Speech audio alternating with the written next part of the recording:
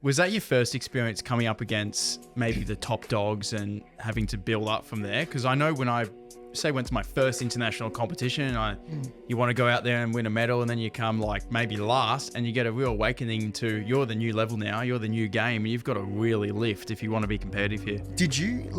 Were you training with the top guys when you were in high school? Is that how you worked? So I joined the institute when I came into year 7, and then so young.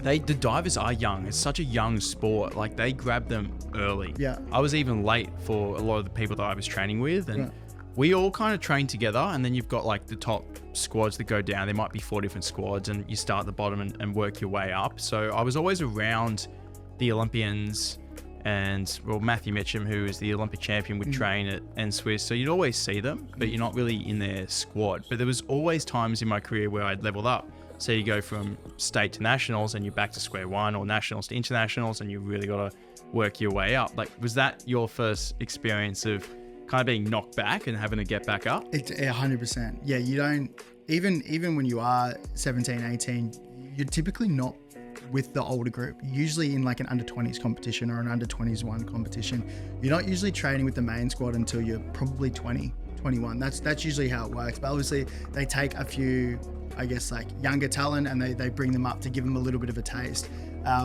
And that was the situation for me. And I guess I wanted to make the most of it. I enjoyed being in that environment. It was obviously, like I said, a super competitive environment. But yeah, you got to learn quick. You got to learn quick. And usually I don't know, you just got, like, when I went in there, I just use it as being a sponge, and I just wanted to learn, and I just sort of cling to these guys like Corey Parker and Sam Thaiday, who are now friends now.